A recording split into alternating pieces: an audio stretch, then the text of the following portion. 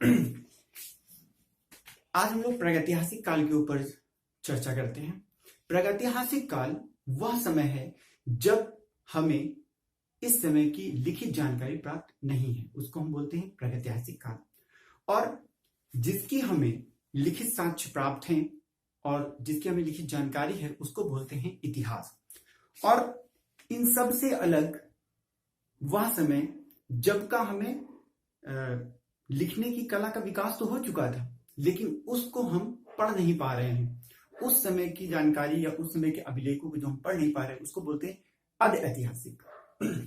तो अब हम शुरुआत करते हैं प्रागैतिहासिक काल का, यानी कि जिसकी हमें कोई भी लिखित जानकारी प्राप्त नहीं है, सिर्फ चित्रों के माध्यम से ही हम इसको समझ सकते हैं। तो प्रागैतिहासिक काल को हम 3 भागों में बांट सकते हैं। देखिए, पूर्व प्रागैतिहासिक काल, मध्य प्रागैतिहासिक काल और नव प्रागैतिहासिक काल, और साथ में इसको बोलते हैं पाषाण काल। ठीक है, पूर्व पाषाण काल, मध्य पाषाण काल और नव पाषाण काल, प्रागैतिहासिक काल इसको। और इसी को हम इंग्लिश में बोलते हैं मेगालिथिक एज, मेसोलिथिक एज और नियोलिथिक एज। और इन तीनों का समय जो हमारे लिए सबसे ज्यादा इंपॉर्टेंट, विभिन्न प्रतियोगी परीक्षाओं में इस तरीके के क्वेश्चन पूछे जाते हैं कि अब देखिए इसका समय क्या है, 30,000 से लेके, यानी कि मेगालिथिक एज का समय है 30,000 से लेके 25,000 ईसा पूर्व। और मध्य पाषाण काल, इसका समय है 25,000 से 10,000 ईसा पूर्व। और नव पाषाण काल का समय है 10,000 से लेकर 3,000 ईसा पूर्व का। अब इसको हम थोड़ा डिटेल से पढ़ेंगे। हम सबसे पहले पढ़ेंगे पूर्व पाषाण काल। और पूर्व पाषाण काल में हमको सिर्फ 3-4 बिंदु है जो हमारे लिए बहुत ज्यादा इंपॉर्टेंट है, जिसको हमें ध्यान देना है। और उसमें से जो सबसे पहला बिंदु है वह यह है कि पूर्व पाषाण काल का जो मानव था वो प्राकृतिक निर्मित गुफाओं में रहता था। आग का आविष्कार उसने कर लिया था। ठीक, यानी कि ये क्वेश्चन बहुत ज्यादा इंपॉर्टेंट है कि आग का आविष्कार कौन से समय में हुआ इन तीनों में से, तो पूर्व पाषाण काल में आग का आविष्कार हो गया था।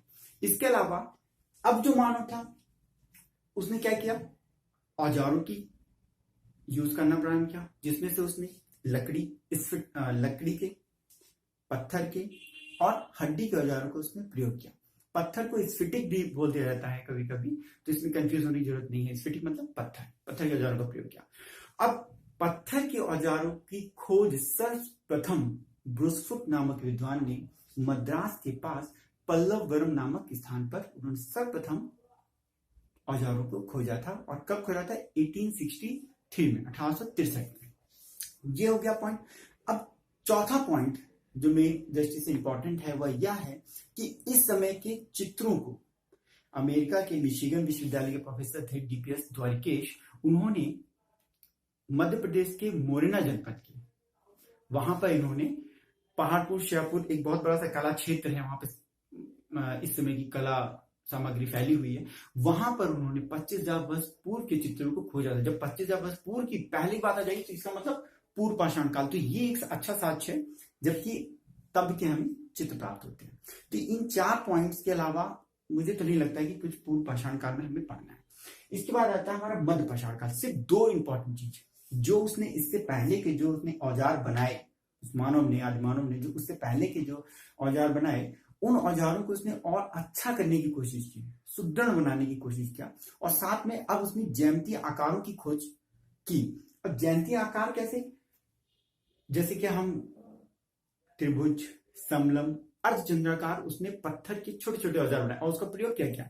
मध्य पाषाण काल में धनुष बाण का विकास हो चुका था और धनुर्बाण यानी कि तीर कमान का विकास हो चुका था। तो इसके आगे की तरफ लगाने के लिए उसने त्रिभुज, समलंब और अर्धचंद्राकार का प्रयोग किया। पत्थर के औजार छोटे छोटे बनाए, उसको आगे की तरफ बांधा और फिर उनका शिकार प्रारंभ किया। तो ये सबसे ज्यादा इंपॉर्टेंट चीज है। इसके अलावा अब आता है हमारा नव पाषाण काल, और सब कुछ, पूरा इतिहास हमारा नव पाषाण काल के अंतर्गत ही सिमटा हुआ है। अच्छा, अब इस समय क्या हुआ, इस समय के मानव ने अब समूह में रहना प्रारंभ कर दिया। कृषि और पशुपालन जैसे तरीकों को उसने शुरू कर दिया, अडॉप्ट करना शुरू कर दिया। अब कृषि और पशुपालन, पशुओं में हम ये जानते हैं कि सबसे पहले उसने कुत्ते को अपना पालतू बनाया। और कृषि की बात करें तो कृषि में गेहूं और जौ सबसे ज्यादा इंपॉर्टेंट है, जिसमें से गेहूं पहला प्रमाण है कि गेहूं सबसे पहले उनकी नॉलेज में आया। और इसके जो उदाहरण मिलते हैं वो मिलते हैं बलूचिस्तान जो पड़ता है जगह, वहां पर बलूचिस्तान के मेहरगढ़ में इसके पहले साक्ष्य में मिलते हैं। इसके अलावा अब जब गांव बस गए और समूह में रहना प्रारंभ कर दिया तो अब चित्रों की भरमार होगी। और चित्र बनाने के पीछे कारण क्या थे? चित्र बनाने के पीछे उसके मेन जो कारण थे वो था भय, जादू टोना, स्मृति, सौंदर्य और विजय की भावना। अब जैसे विजय मतलब जो चित्र बनाएंगे, खुश होंगे, जब जाएंगे शिकार करेंगे और खुश होंगे तो उसका प्रतीकात्मक चित्र बनाएंगे, वो की खुशी के चित्र। भय के, डर के कारण कई बार तो ऐसा भी होता था कि चित्र वो बना के जाते थे अपनी गुफा में कि आज जिसका हम बना के जाएंगे, ऐसा जादू टूना या उनका ऐसा विश्वास था कि हम जो चित्र बना के जाएंगे उसका हम शिकार करेंगे तो उसका शिकार करना हमारे लिए आसान हो जाएगा। तो इसलिए उन्होंने यही उनका मेन उद्देश्य था कि इन उद्देश्यों से उन्होंने उसको बनाया। अब देखिए एक चीज यहाँ पे इंपॉर्टेंट और है हमारे लिए, वह यह है कि पूर्व पाषाण काल का जो मानव था वो कुड़ापा और मद्रास सिटी तक ही सीमित था, कुड़ापा और मद्रास सिटी। लेकिन जो नव पाषाण युग का मानव था अब वह पूरे भारतवर्ष में फैल चुका था। और बेलारी, जिसको हम दक्षिण भारत का क्षेत्र है, बेलारी कर्नाटक का, यहाँ पर प्रधान केंद्र था। पूरे भारत में था लेकिन प्रधान जो था मतलब मेन रूप से यहीं पर मिलता था। अब देखिए ये तो हो गया आपका इनका समय का, ठीक। अब हमें इस पे ध्यान देना है कि आखिर चित्र कहाँ पे मिलते हैं। तो पूरे भारतवर्ष में इसके चित्र मिलते हैं, कई सारे जगह हैं जहाँ पे ये चित्र मिलते हैं, जिनमें से हम क्षेत्र डिवाइड करेंगे, यानी जैसे कि मध्य प्रदेश हो गया, फिर छत्तीसगढ़ हो गया, राजस्थान, दक्षिण भारत, ऐसे हम पढ़ेंगे, ठीक है। तो सबसे पहले हम लेते हैं मध्य प्रदेश। तो मध्य प्रदेश के जो मुख्य क्षेत्र है मुश्किल से 5 क्षेत्र हैं जिनको आपको बहुत डिटेल से पढ़ना है, जिसमें से आप पहला पढ़ेंगे पंचमढ़ी। देखिए पंचमढ़ी के बारे में हम थोड़ा डिटेल से बात करेंगे। महादेव की पहाड़ियां हैं मध्य प्रदेश में और पंचमढ़ी के पास महादेव की पहाड़ियों में 50 के लगभग गुहाएं हैं। गुहा का मतलब ये होता है कि गुफा नहीं, छोटा सा बस थोड़ी सी जगह, गुहा उसको बोलते हैं। वहां पर 50 के लगभग गुहा प्राप्त हुई हैं पंचमढ़ी में। और इस जगह की खोज का श्रेय जाता है D.H. गार्डन जी को, जिन्होंने 1936 में यहाँ के चित्रों को प्रकाश में लेकर आए। अब ये जो चित्र हैं यहाँ पर कई स्तर के चित्र प्राप्त होते हैं।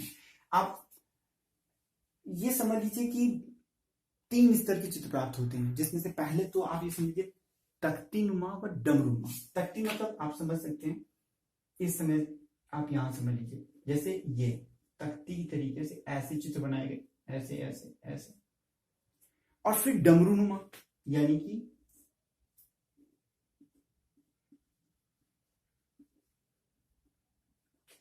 तो ये पहले स्तर के चित्र ऐसे मिलते हैं। दूसरे स्तर के चित्र मिलते हैं जिसमें हाँ हाथ पैर थोड़ा दिखाई देते हैं, यानी कि अब ये थोड़े से मोटे हो गए, ऐसे करके इनके हाथ पैर वाले आकृतियां दिखाई देती हैं। और जो तीसरा स्तर मिलता है उसमें स्वाभाविकता की तरफ रुझान मिलता है कि अब स्वाभाविक चित्र बनने लगे हैं, साधारण जीवन के चित्र बनने लगे हैं। जैसे कि एग्जाम्पल के तौर पर सहदेकत करते हुए, वाद्य यंत्रों को बजाते हुए, शस्त्रधारी सैनिक, घुड़सवार योद्धा, इस तरीके से चित्र हमको अब मिलने लगते हैं वहां पे, ठीक है।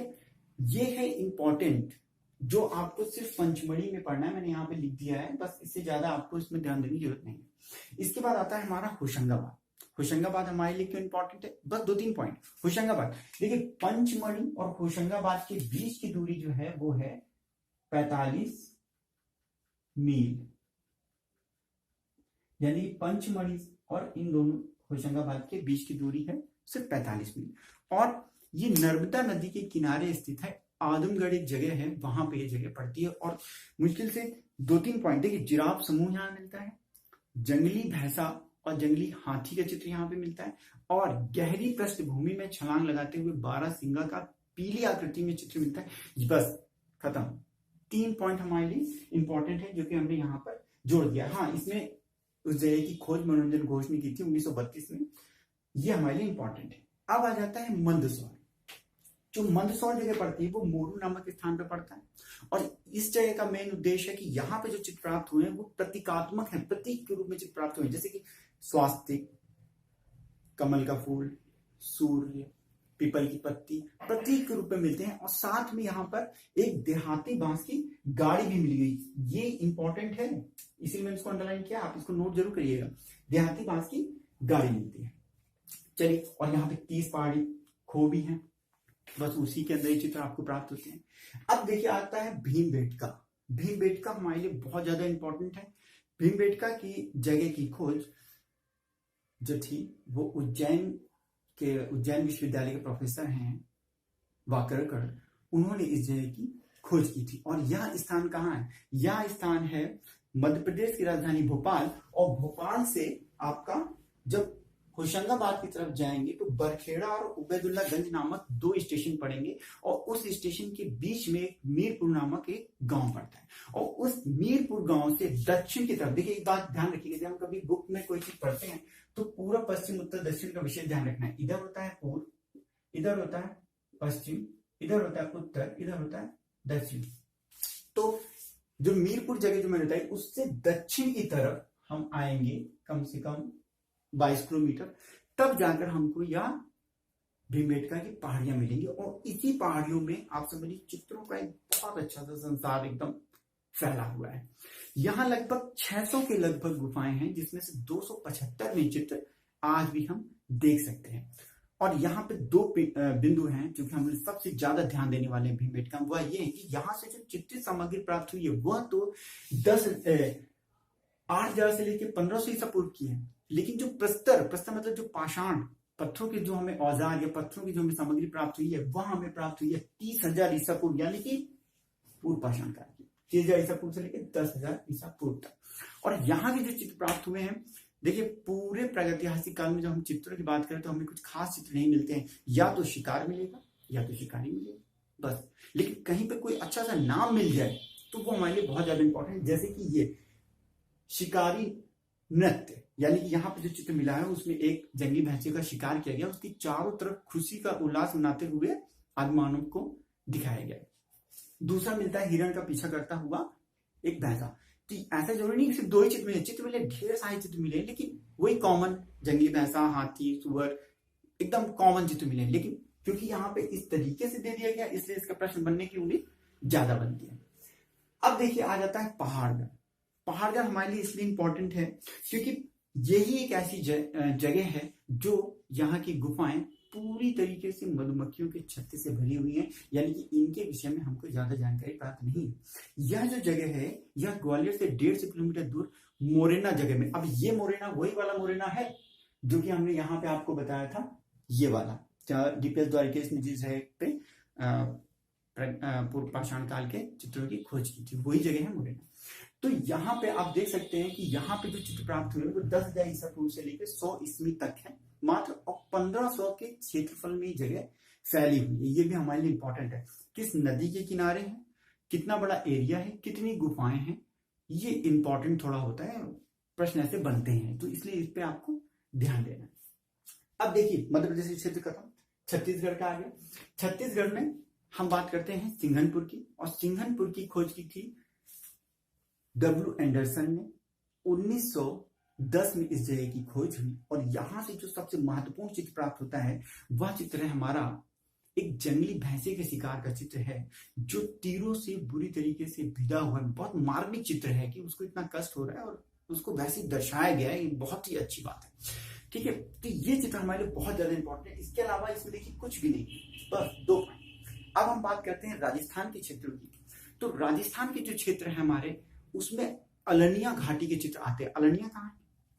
अलनिया हमारा पड़ता है कोटा से 22 किलोमीटर दूर दिल्ली मुंबई रेल मार्ग पर एक जगह पड़ती है अलनिया। ठीक है, अलनिया की घाटियां हैं, बस वहां पर आपको चित्र प्राप्त होते हैं। और ये जो चित्र हैं ये चित्र मिलते हैं 5000 ईसा पूर्व से, ये चित्र लगभग वहां पे बने हुए हैं। और स्थानीय लोग इस जगह को बोलते हैं सीता जी के मंडलों के नाम से इसको संबोधित करते हैं वहां के लोग। बस इतना इंपॉर्टेंट है। अब देखिए दक्षिण भारत की 3-4 नाम जो मैंने यहाँ पे लिखे हैं ये ज्यादा इंपॉर्टेंट है। सबसे पहले बेलारी। बेलारी जो है वो कर्नाटक राज्य के अंतर्गत आता है, इसलिए मैंने यहाँ पे इसको लिख दिया है कर्नाटक राज्य के अंदर आता है। और सर्वप्रथम इस चित्रों को, यहाँ के चित्रों को प्रकाश में लाने का श्रेय प्राप्त होता है F. फॉसेट को। 1892 में इन्होंने अपनी पुस्तक में इस जगह के चित्रों का वर्णन दिया था। इसके बाद 1901 में इन्होंने वायनाड के एडगल के चित्रों को पुनः से प्रकाशित किया था। इसके अलावा बिलासरंगम जो हमारा तमिलनाडु यानी कि चेन्नई में पड़ता है, और रंगे राघव ने इसे लियोलिथिक एज, नवपाषाण का मैक्सिमम चित्र तभी के बने, तभी तो थोड़ा बहुत इंसान सभ्य हुआ, इसलिए तभी इन्होंने रंगे राघव ने भी इसको तभी का माना है। ठीक है। इसके अलावा कुप्पगुल्लू, सायागुल्लू, ये सब हमारा पड़ता है बेलारी में। बेलारी फिर से हमें मालूम है कि कर्नाटक क्षेत्र के अंतर्गत आता है। इसके बाद हम बिहार के क्षेत्र को पढ़ते हैं। तो बिहार शाहाबाद और झारखंड का है चक्रधरपुर। अब देखिए, अब आप सोचेंगे कि मैंने उत्तर प्रदेश के चित्र नहीं बताए, बताऊंगा। उत्तर प्रदेश के क्षेत्र को हम बताएंगे नेक्स्ट वीडियो में, क्योंकि ये इतना सब इसमें आ नहीं रहा था यहाँ पे, और उसमें भी हमें लिखना है, और साथ में रहा बचा जितने भी मेन बिंदु हैं उनको दोबारा हम पॉइंट वाइज से लिखेंगे, ताकि उनको आप अच्छी तरीके से समझ सके। हो सकता है कुछ बिंदु हमारे इसमें छूट गए हों, तो उसमें हम उसको दोबारा से लिखेंगे। तो इसलिए जो इसका सेकंड पार्ट में बनाऊंगा, उसमें आप उसको बहुत अच्छी तरीके से देख सकते हैं। मैं उम्मीद करता हूं कि आपको ये वीडियो बहुत अच्छा लगा होगा, और काफी हद तक का मैंने आपको ये समझाने की कोशिश की है कि बहुत ज्यादा अकॉर्डिंग टू मैं आपको पढ़ने की जरूरत नहीं है, इतना बहुत है प्रश्न जो भी आ रहे हैं, और पॉइंट टू पॉइंट पढ़िए। कहानियां बहुत हैं, कहानियां नहीं पढ़नी। जब हमारे पास तथ्य मौजूद हैं तो हम तथ्यों पर विशेष ध्यान देना। तो इसलिए बस आपसे इतना कहना चाहता हूँ कि यदि वीडियो अच्छा लगे तो आप इसको शेयर जरूर कीजिएगा, और सब्सक्राइब कर लीजिए, ताकि जो भी नया वीडियो मेरा आए उसको आप अच्छी तरह देख सकें। Okay, thank you.